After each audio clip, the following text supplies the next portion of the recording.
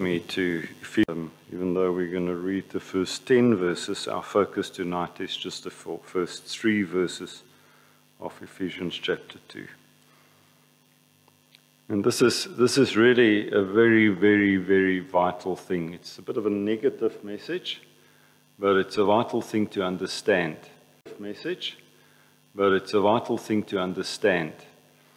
Unless we understand sin and the effects of sin on us properly and biblically, we will not understand why it required the almighty power of God to save us. And that mighty power of God to save us. And that's why it's important to understand the sinfulness of sin. We need to understand that. We say that we preach the gospel. We're not ashamed of the gospel, because in it the power of God. It's the power unto salvation. Why do we need God's power? Well, because we are so depraved and we are dead in our trespasses and sin. And even that people redefine to not have a biblical message, and then we can save ourselves. But if we understand sin properly, then we will. Importantly, it will lead us to be gracious and thankful to God for the great salvation with which He saved us. So let's read these verses and just focus. Of course, the focus is the first 3, but we can read them to understand really what God says within. We can read them to understand really what God says within His Word and in the context. So Ephesians chapter 2, verse 1. And you were dead in the trespasses and sins in which you once walked, following the course of this world, following the prince of the power of the air, the spirit that is now at work in the sons of disobedience, among whom we all once lived, in the passions of our flesh, carrying out the desires of the body and the mind, and were by nature children of wrath. But God, being rich in mercy, because of the great love with which He loved us, even when we were dead in our trespasses, made us alive together with Christ.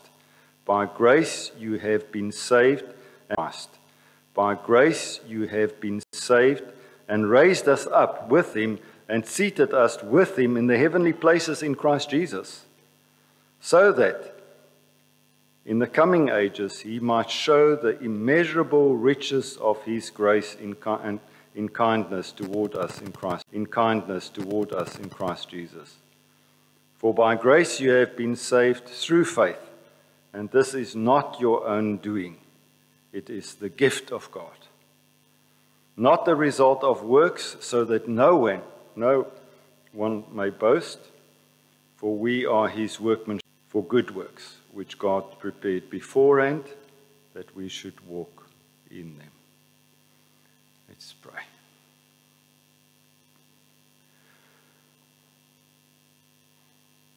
Father, we thank You again this evening that it is by grace through faith in Jesus, Christ that we are Your children. It's by that infinite and unsurpassable grace, Lord, that we may know You and even worship You. And Lord, thank You that that's the reason why we are here tonight, to sing Your praises for Your great deliverance. And we pray that once again this evening You would open our eyes so that we would understand, Lord, what You say to us and see the great depravity from which You rescued us, Lord, so that we would understand Your insurpassable power that acted to do this, Lord, and that we would give thanks to You and praise Your holy name, Lord, because all praise belongs to You alone. And therefore we pray that once again tonight You would enable us to see and understand. Also, Lord, that we would, through Your word, be changed into Your likeness. And Father, we pray this in Jesus' name and for His sake alone. Amen.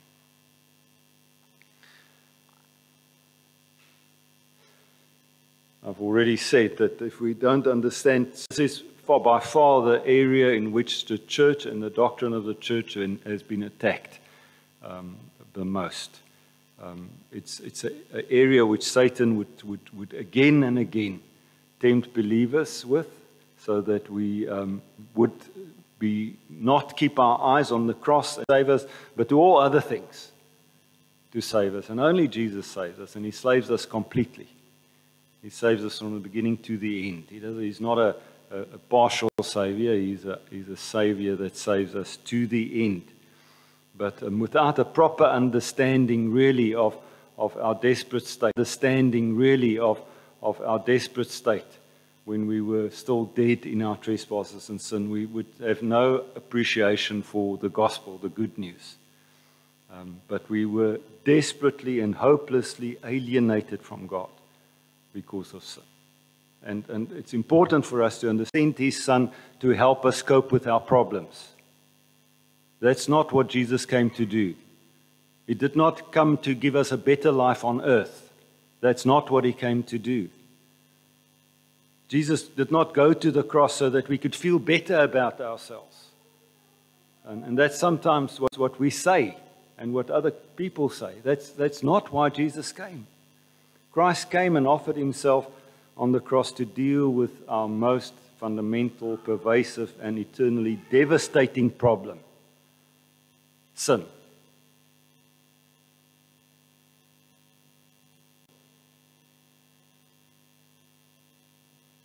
And because of that sin, we were under God's wrath. Another topic that people want to sort of move out of the way. But if we're not in Jesus, we are still under God's wrath. And that's a fearful consider. But we have to understand the depths of sin from which God rescued us.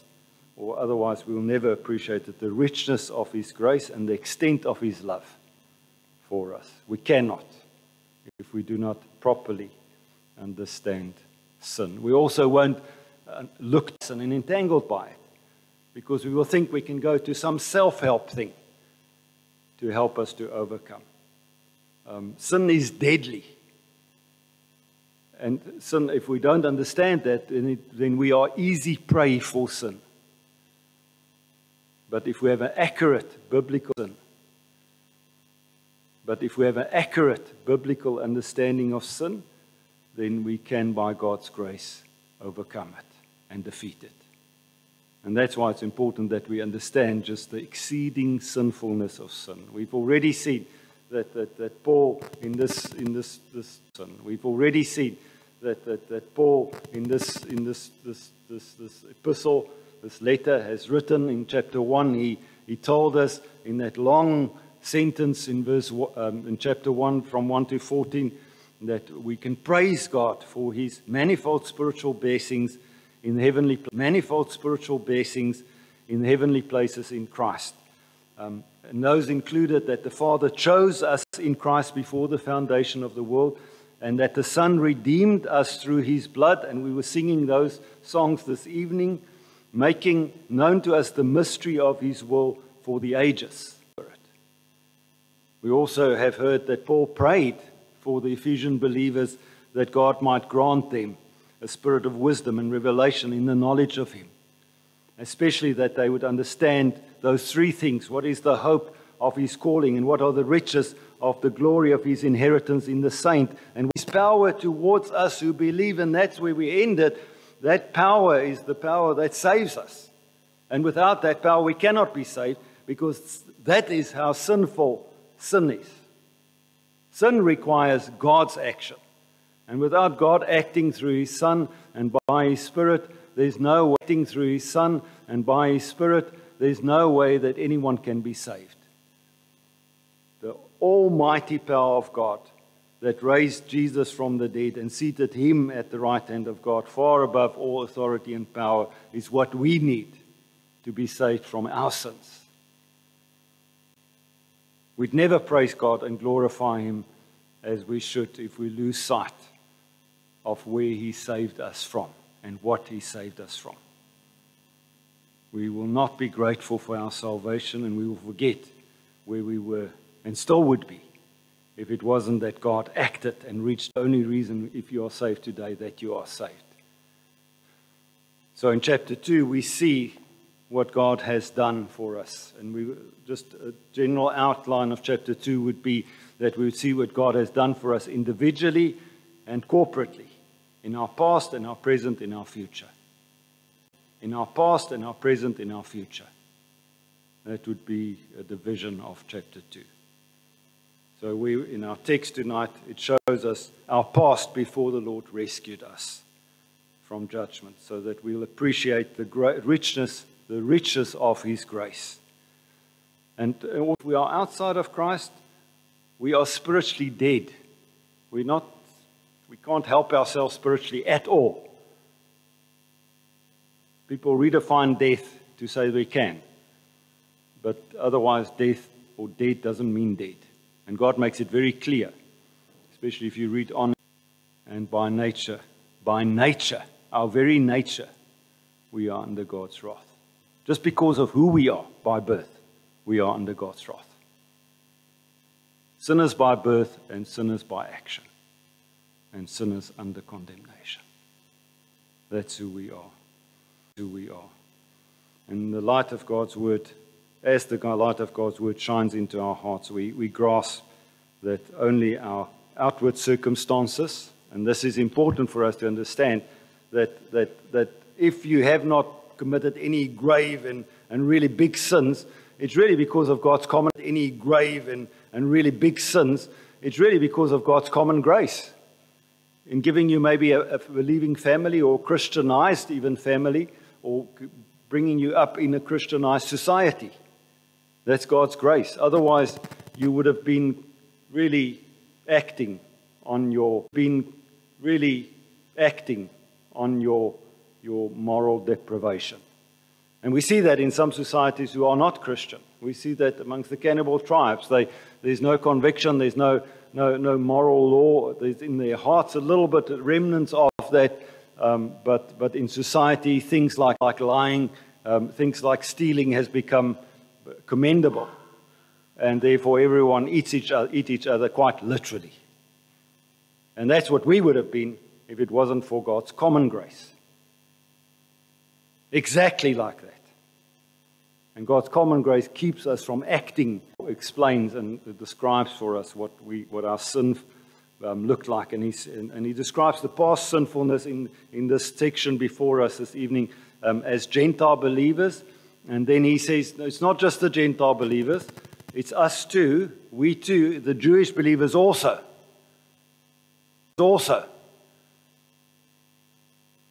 And it's the same pattern that he follows in Romans chapter 1 to 3. He first indicts the Gentiles and then the Jews. And he says we are all equally guilty before God. And concludes then in, of course, chapter 3 of Romans. All have sinned and fall short of the glory of God.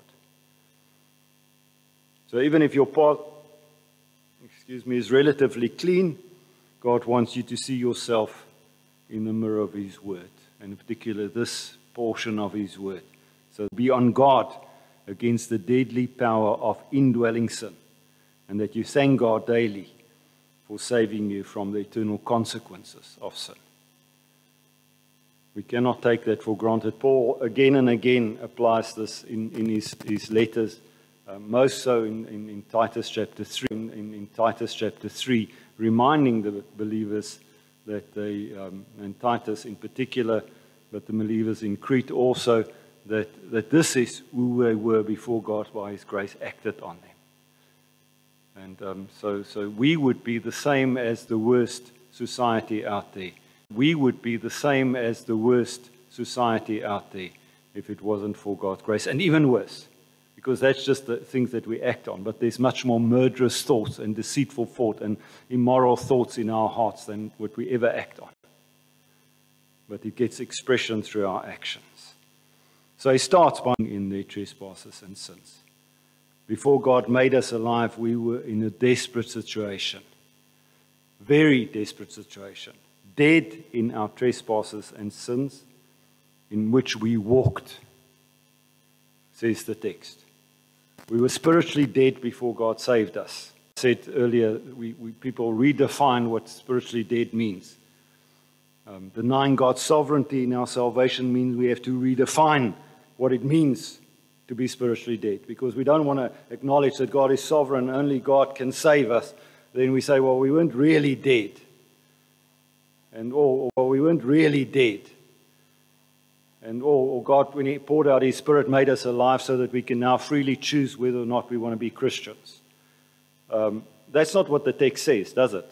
And this was after God's Spirit had been poured out. So no, that argument cannot hold, because this argument cannot hold, because this is the condition of the Ephesians believers and what they were before God by His grace acted on them, and Paul reminds them of that, and us through them. And sometimes those who do this, they redefine. Sometimes those who do this, they redefine what it means to be dead. They want to say, well, yes, we're dead, but that doesn't really mean that we are unable. It doesn't mean inability. We can still choose. If sinners are spiritually unable to believe the gospel, then salvation must be totally of God. And we somehow contributed to our salvation, they would say. It's by our free choice that we are saved. We chose Him. And they carry on, and they would argue that spiritual death means just sin, not inability to respond in faith and repentance to the gospel. It's just being separated from God. Now, spiritual death includes separation of God, but that's not all that it is. The picture here is that we are dead to impart life to us.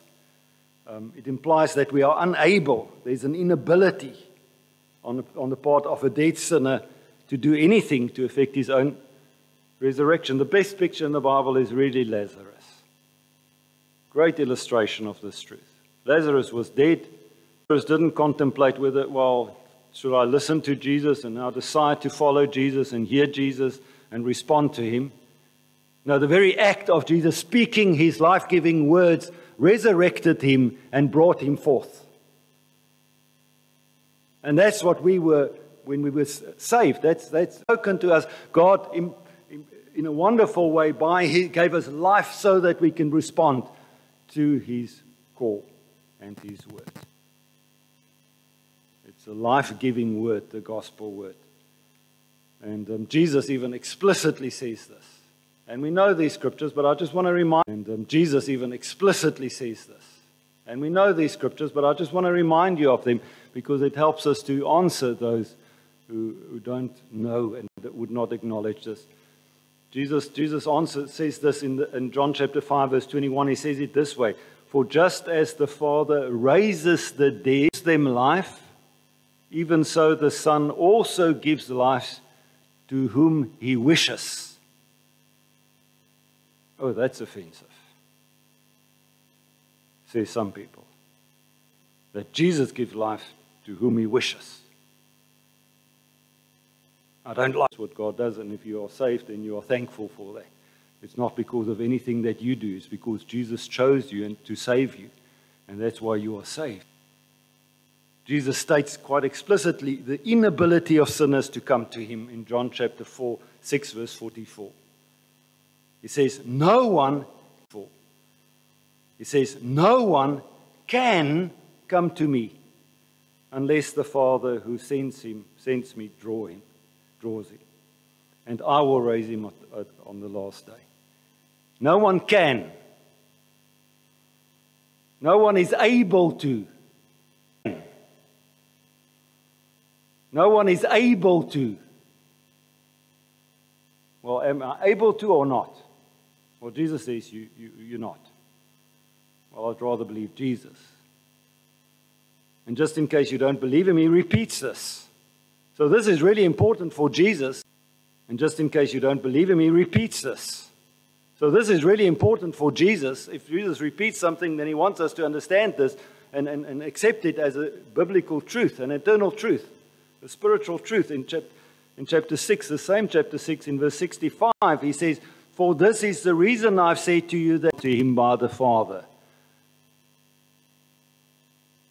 Just so that you can understand that this is the situation that you cannot.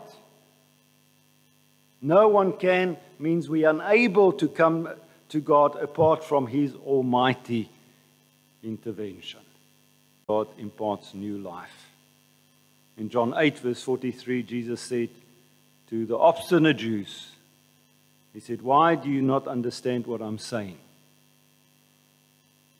Very, very, very reasonable question. We can even ask to each other and to other people. Well, a question we can even ask to each other and to other people. Well, it's because you cannot hear my word. Says Jesus. He said, you're unable to hear my word. Did they hear the words Jesus spoke? Of course they heard those. But they didn't have the spiritual ability to hear it. They were not regenerate. They didn't have God's ability. And they were spiritually deaf, incapable of hearing Jesus' word to respond to them favorably. And that's why in Corinthians, Paul says the word of the cross is foolishness to those who are perishing. For them, it's like, oh, what's the big deal? And there's many other ways. No, there's not.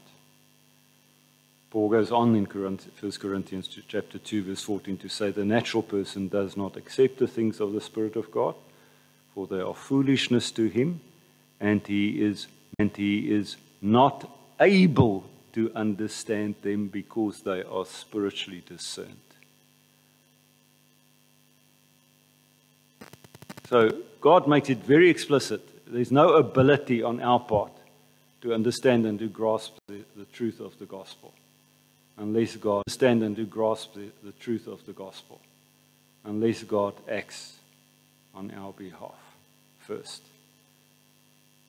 The natural man does not choose to understand the spiritual truth because he cannot.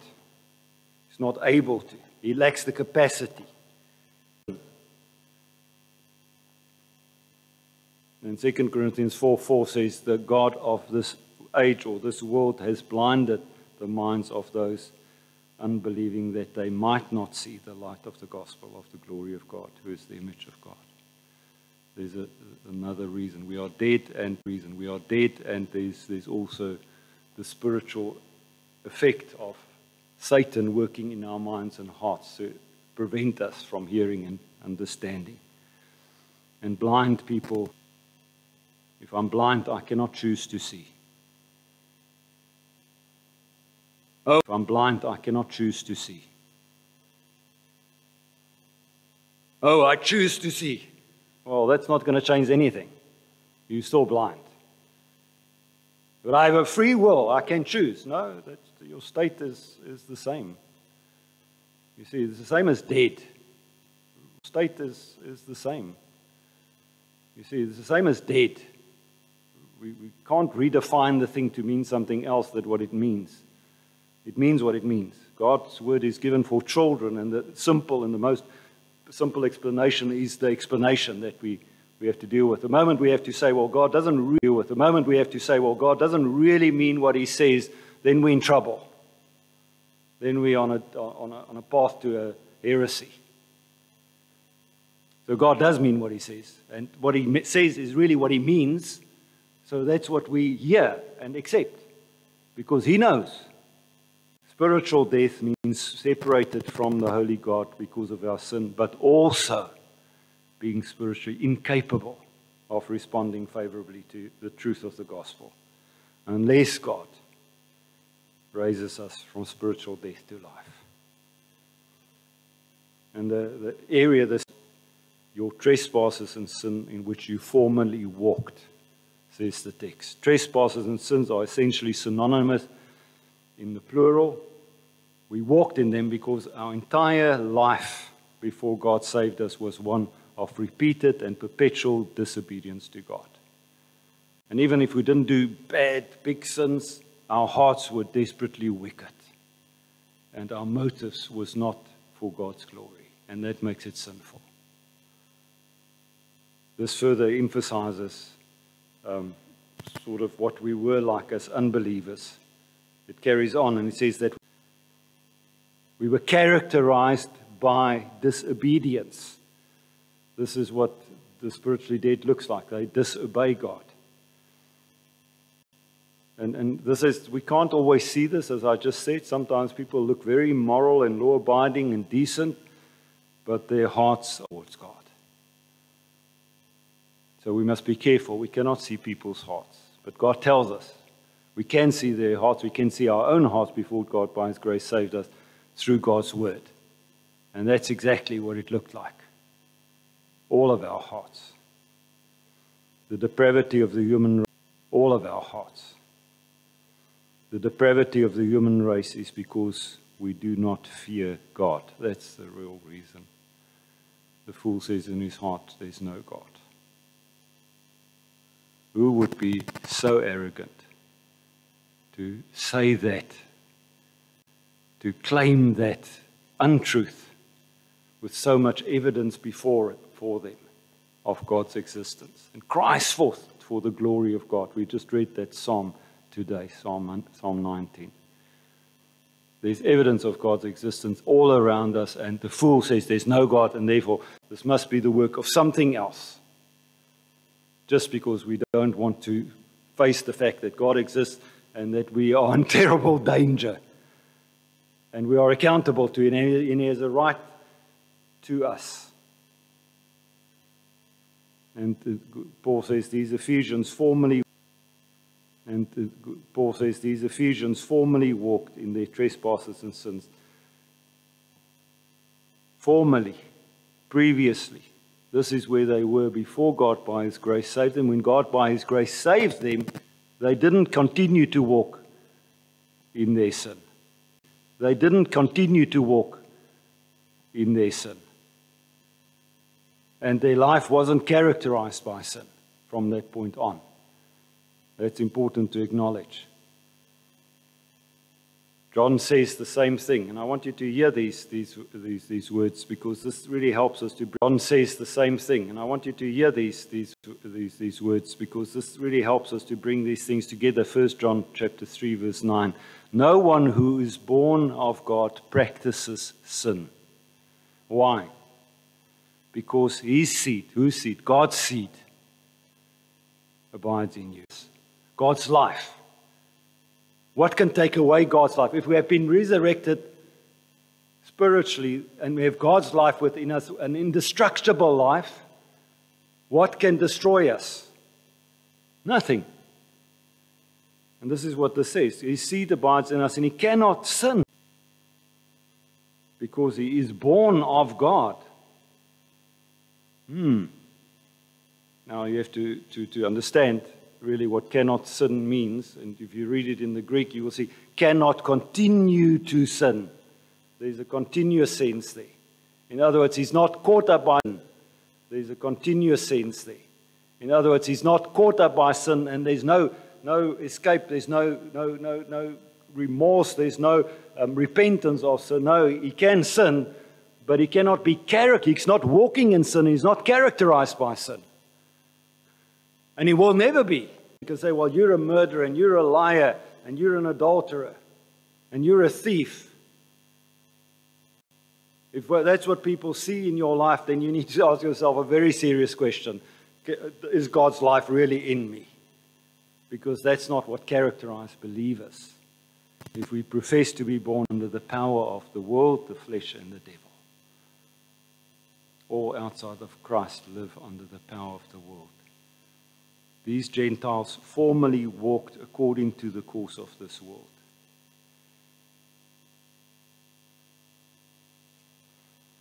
And it really shows also the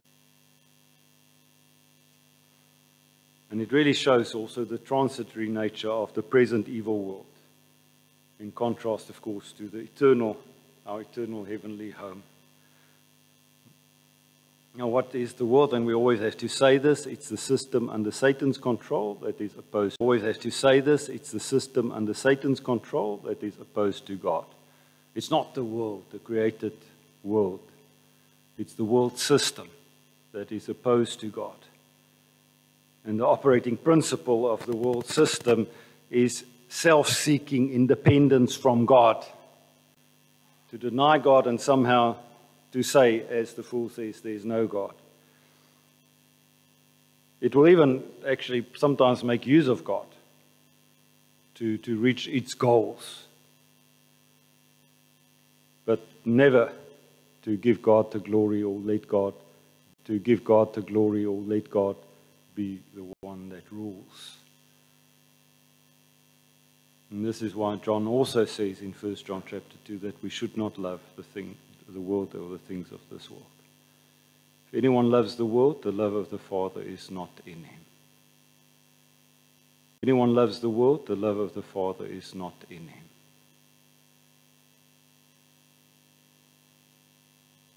That's what Jesus lived to overcome on our behalf. And it's His righteousness that we are clothed with. And if His Spirit is in us, then He will enable us to do the same things. For all that is in the world, the lust of the flesh and the lust of the eyes and the boastful pride of life is not from the Father, but from the world. The world is passing away and also its lusts. Remember that. But the one who does the will of God abides forever. The influence of the world, we must do what? Well, some believers say we must withdraw from the world. We must go live in a monastery and be isolated from the world. But Jesus says that option is not open to you. 17, He said, Father, I do not ask that you take them out of the world, but that you keep them from the evil one in the world. They are not of the world, even as I am not of the world. Sanctify them in your truth. Your word is truth. As you sent me into the world, I also sent them. Into the world, I also sent them into the world. The Lord wants us to live in the world, to be witnesses for Him in the world. But this, to be distinct, we are to be in the world, but not of the world, is what we always say. We have to be different to the world, and it's our difference that needs to draw them. Our difference that needs to draw them, our allegiance to God and our love for Him and for Jesus Christ that needs to draw them to us. And God would use that to draw them to us and to Himself. But if we live in the light of the word of truth, then we will be distinct. And so those outside of Christ live for this present evil world because it's all they have. Sadly, that's all. And it's understandable that this is why they grasp it with all their hands and all their might. That's all they have. And sometimes people say, well, we believe in heaven, but not enough to live in the light of it.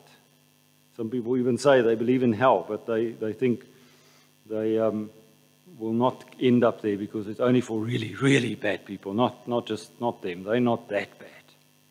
You see, that's why it's so important to understand the sinful, the exceeding. You see, that's why it's so important to understand the sinful, the exceeding sinfulness of sin. There's selfish motives that drive the people in the world. They have no thought of laying up treasures in heaven or seeking God's kingdom and righteousness first. Also, Satan's control.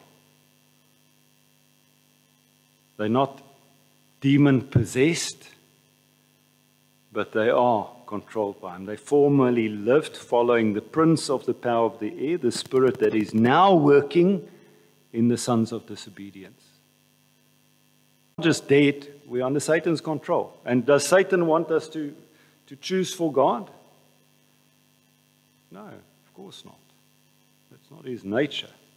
His nature is to be at enmity, at war with God, and to get rid of God, and to take God's place. And to get rid of God, and to take God's place. And this prince of the power of the air shows us that these spiritual powers are really powers that are far mightier than we are. Of course, in the end of the chapter, Paul will remind us of that. We cannot see them, but we cannot see them, but they are powerful. In chapter 6, he will say that the world forces of darkness, the spiritual forces of wickedness in the heavenly places, just to give us an understanding that these are real and formidable and powerful forces. And it's only forces. And it's only by God's might that we can overcome it. It's only by God's power that we can overcome them. You understand why Paul is emphasizing the power of God. But it's important for us to understand this, because today it's become very in vogue in some of the Western civilizations to say, well, you know what, these are just little myths. Satan doesn't exist. It's just a little comic that people came up, and it's a little bit of a thing that some parents in ancient primitive cultures really came up to threaten their children and obey. Well, it's not true. He is real. He does exist, and he's a formidable foe, and only by God's power can we overcome him. His power can we overcome him. His power is really what results in the evil in the world. And we look around, we see much of the result of his power. We don't see him, but we see the effect of him. It's important for us to understand. There is evidence in terms of what we see and the outcome of those who act on the evil impulses. I've already said that not all unbelievers are demon-possessed, but Satan is active through unbelievers. And mostly they don't even understand it. There's only two kingdoms. There's the kingdom of God's dear Son, the kingdom of light, and the kingdom of dark. There's nothing in between. Everyone that's not in Jesus is essentially a Satanist. Satanists are not worse, they're just more honest. Satanists are not worse, they're just more honest.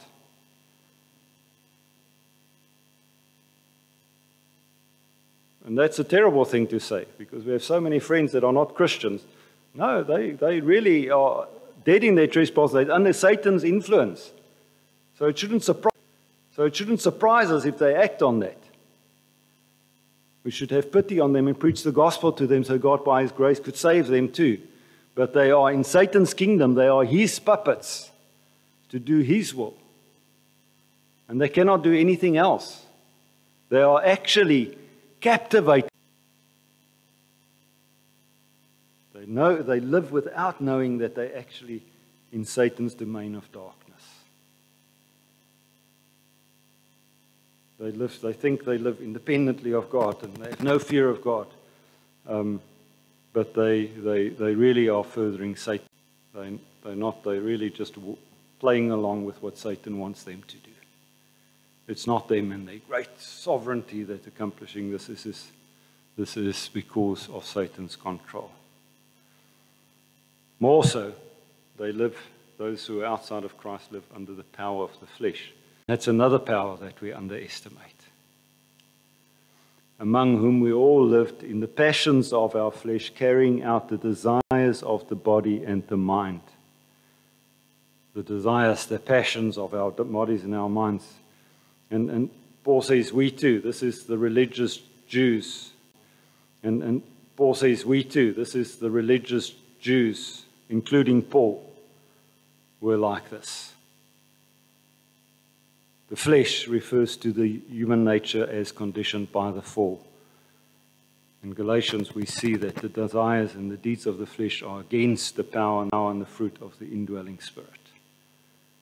We see that contrast. So although believers have been delivered from the dominating power of the flesh, we must still fight against it by walking in the power of the Holy. To overcome our flesh, we need God's unsurpassing power.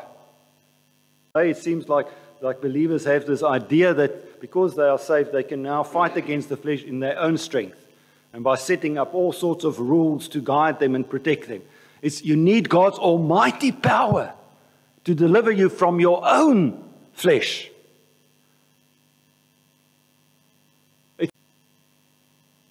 It's powerful. It's not something to say, well, it's just a little bit of a thing. It's a big thing. We are dominated by it if we don't walk in God's Spirit's strength. In God's Spirit's strength. But unbelievers, totally dominated by the desires of their flesh. Romans 8 describes this way, verse 6 and 7. For the mind set against the flesh is death, but the mind set on the Spirit is peace and life to God. For it does not subject itself to the law of God, for it is not even able to do so. Again, that word. Man, cannot get away from that. Unable to do so. Unable to do so. And those who are in the flesh cannot please God. Unable to do that. So there's this focus on the inability, but unbelievers who don't have the indwelling Holy Spirit can only live but unbelievers who don't have the indwelling Holy Spirit can only live to gratify their flesh. So flesh includes these two things, as our text tells us, the sensual desires, living according to what feels good at the moment, but also the desires of it's the flesh and the mind. And before God saved us, even those of us who live in very religious circumstances live to gratify our selfish desires, whether physical or intellectual. That was true for all of us, excuse me. And therefore, the conclusion here is all outside of Christ are by nature under God's wrath. And God's wrath is against sin. The problem with man's condition apart from God is not just behavioral thoughts. It's our nature. Our very nature needs to be changed for us to change. Even the religious Jews were by nature children of wrath. We, Paul says, by nature children of light, like the rest of mankind. We were no different. We were no different. Adam plunged the entire human race into sin. And we're not sinners because we sin. We sin because we are by nature sinners.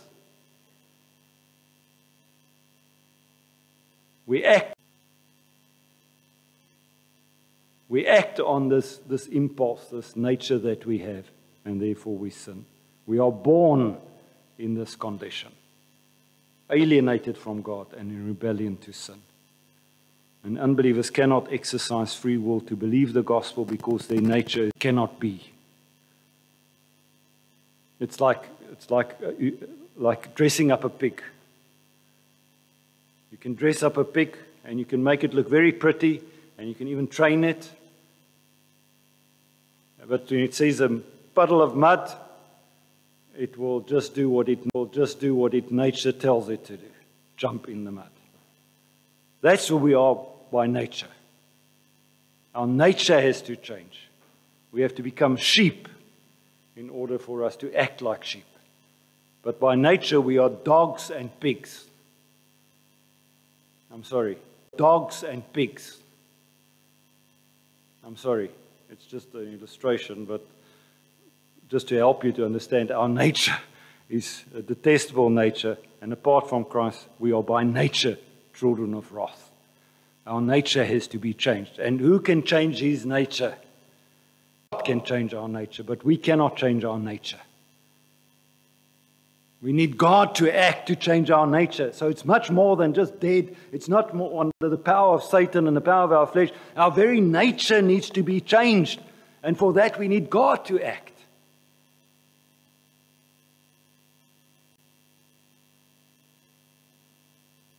And so that means that we were characterized by being under God's holy wrath because we are sinners and we sinned.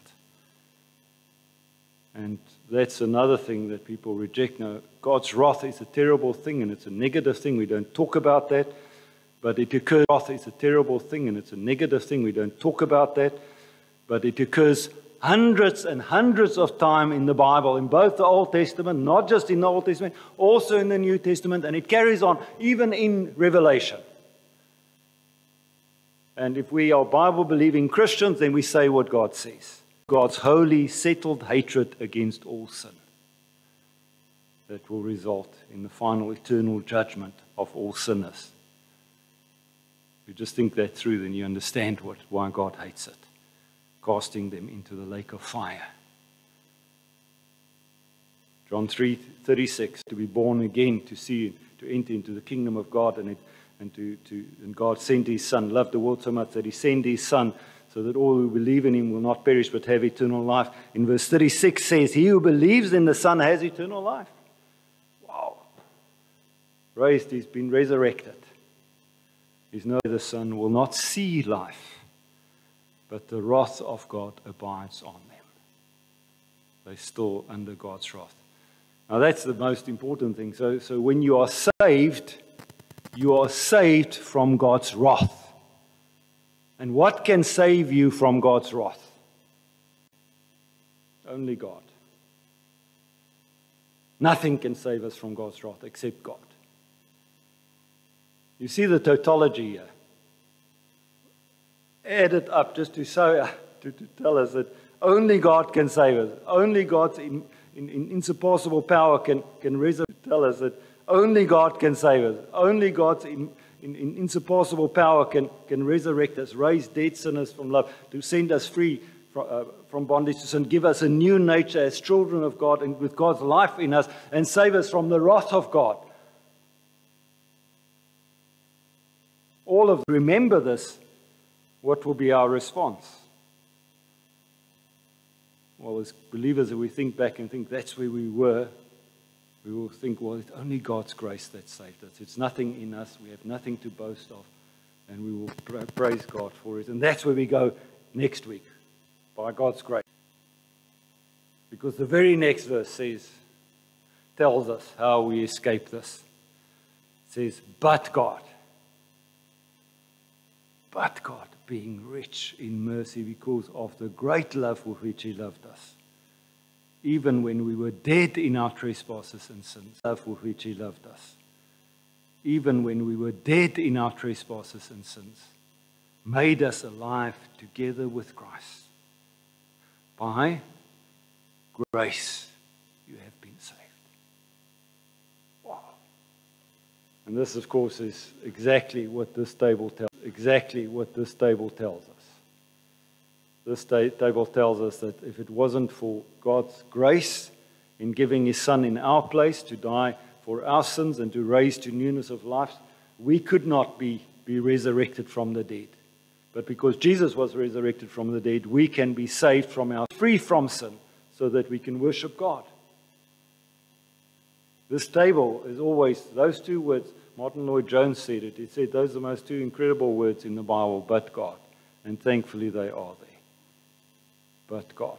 If it wasn't for God, then none of us would be saved. But God sent His, then none of us would be saved. But God sent His Son to take our place, to live for our righteousness under the law, accomplish all that God requires of us. And God, when Jesus rose from the grave, said, well, that is what is yours. You are fully obedient in my Son always. But God also sent His Son, not just to live for our righteousness, but to die in our place on the cross for our sins. Jesus didn't have to die. But He took the penalty for our sins on Himself, and God poured out His wrath on His Son, so that now God's wrath is no longer because of what that table symbolizes.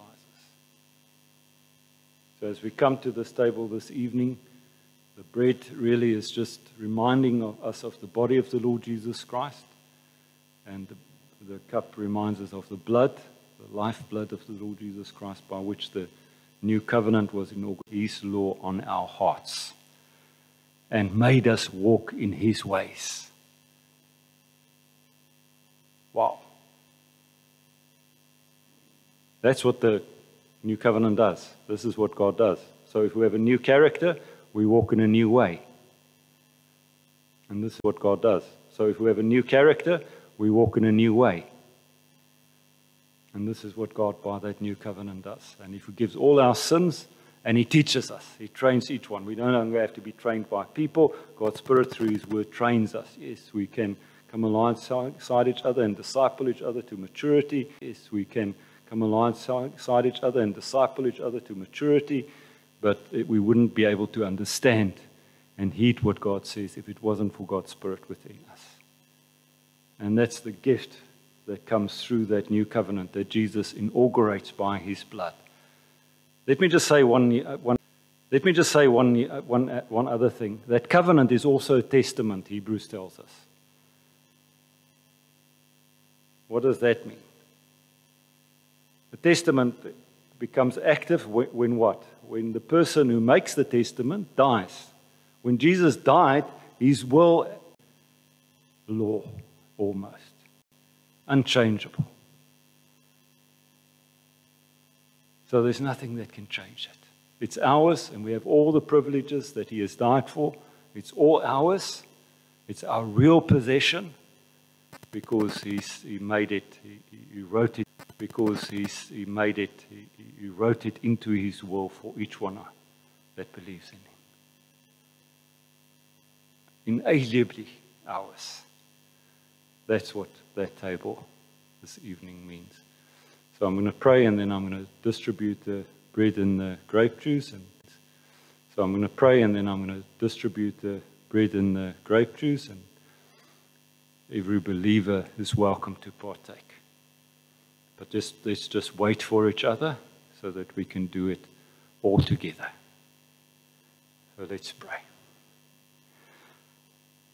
You have saved us from your wrath, which was rightly and justly towards us as those who by nature children of wrath, and also acted in sin, Lord, because we destroyed ourselves and we destroyed those around us, and we really blasphemed you by our very actions. Lord, but you saved us through your amazing grace and your insurpassable power, Lord. You have resurrected us as your children from the dead and have given us your life so that we can live for you. You've given us your Spirit so that we can understand and hear you, and not just can understand and hear you, and not just understand your will, but do your will. You've given us the desire and the ability to act on what you say, Lord. And I pray that you would help us to do that as your children. We're no longer enslaved, Lord. We are set free. And now, for the first time, we can grace to choose for you in every circumstance. But thank you again this evening for this table that reminds us of the infinite cost that it costed you to accomplish all of this. The price of the death of your Son, Lord. And we thank you for that gift, that unspeakable gift. And we thank you that because of him, Lord, our sins can be forgiven, because all justice that you required of us has been really executed in him on the cross. Lord, and now we are your children.